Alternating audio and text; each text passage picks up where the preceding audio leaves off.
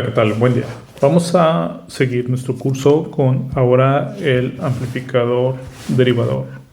¿Cuál sería el derivador? Bueno, sería la versión inversa o la versión con los componentes inversos al integrador. Es decir, recuerden que el integrador estaba el capacitor de feedback. Entonces ahora va a haber una resistencia de feedback. Sale, y ahora en vez acá de tener la resistencia, pues tenemos el cap. Y aquí tenemos a nuestro voltaje, bueno, lo voy a dejar así. Voltaje que queremos derivar, ¿verdad? Entonces aquí tenemos nuestro capacitor de entrada y nuestra resistencia de feedback. Y el más, o la no inversora, la enviamos a tierra. Bien, necesitamos entonces nuestra expresión para V de 0, ¿vale? Bajo las dos consideraciones que hemos visto, la impedancia de entrada del amplificador es muy alta, por lo tanto no consume corriente. Y la 2 es que debido al lazo de feedback, el voltaje en la inversora es igual al voltaje en la no inversora. ¿Vale? Nuevamente, pues bueno, pues analizamos aquí nuestro nodo. Vamos a llamar voltaje NA, que ya sabemos que vale 0, porque recuerda que ese nodo es el mismo voltaje que hay aquí, pero bueno, eso lo dejamos pendiente. Entonces, vamos a darle. Entonces, análisis de nodo. Vamos a suponer que hay dos corrientes. Esta corriente del sensor la vamos a llamar I1. Y vamos a suponer, fíjate, ahora vamos a darle diferente vamos a tomar la dirección así. Da igual, da el mismo resultado, ¿no?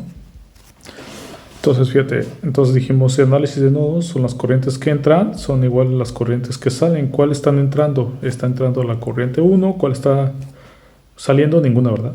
Las dos están entrando. ¿Cuál están saliendo? Pues ninguna. Vale.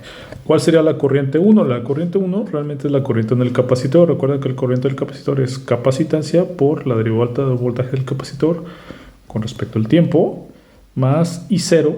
Ahora sí usamos la ley de Ohm, que sería voltaje de entrada menos voltaje en A con respecto, perdón, dividido con RF es igual a 0. Nosotros sabemos que VA es igual a 0 volts. ¿Por qué es igual a 0 volts? Porque fíjate, el voltaje en más o el voltaje en la no inversora es igual a 0 volts. Estamos midiendo directamente a la Tierra. Y eso dijimos que era igual a V menos, es decir, este punto. Pero este punto es exactamente lo mismo que VA, por lo tanto VA vale 0 volts.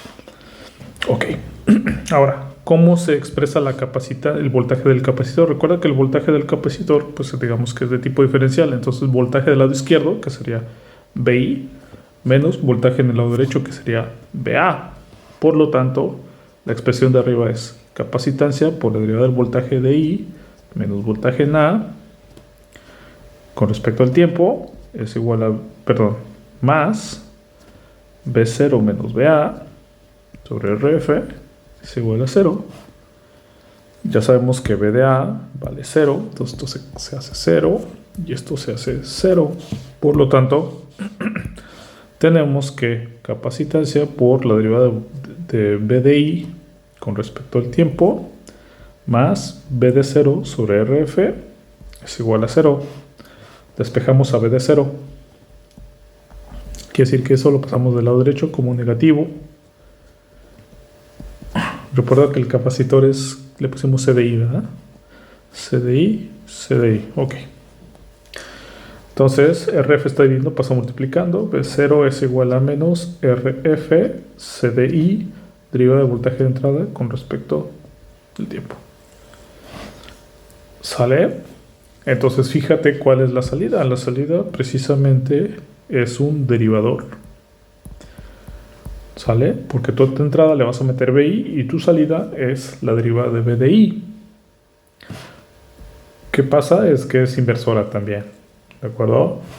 Es decir, que si tú le metes una señal, por ejemplo, si tú le metes una señal de tipo diente de sierra, así,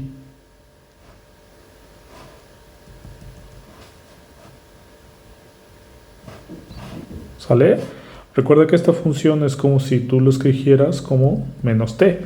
¿Cuál sería la derivada de esta de esta función con respecto a t, pues sería -1, ¿verdad? Pero como es inversor, es decir, te lo convierte en 1. Entonces el resultado sería algo así.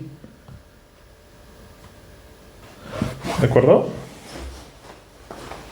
Entonces, esta sería la función del derivador. Nuevamente, los derivadores también tienden a saturarse, por lo tanto, por la acción del capacitor. Por lo tanto, lo que se hace para poder implementarlo en la vida real es se le mete una resistencia aquí, en serie con el capacitor, para evitar esa saturación. Ahora, ¿cuál es otra de las aplicaciones de los derivadores? Por ejemplo, para estimar las velocidades, ¿no? Imagínate que en un robot tú tienes un encoder, ¿no? Ese encoder te da pulsos digitales que tú conviertes a posición y esos pulsos tú los puedes derivar para convertirlos a velocidad. Y entonces sí puedes estimar la velocidad de un robot, por ejemplo. ¿Vale? En el siguiente video vamos a mostrar precisamente algunas de las aplicaciones de este tipo de derivadores y cómo podemos nosotros simularlos en Protos. ¿Sale? Por su atención, muchas gracias. Nos vemos en la siguiente sesión. Saludos.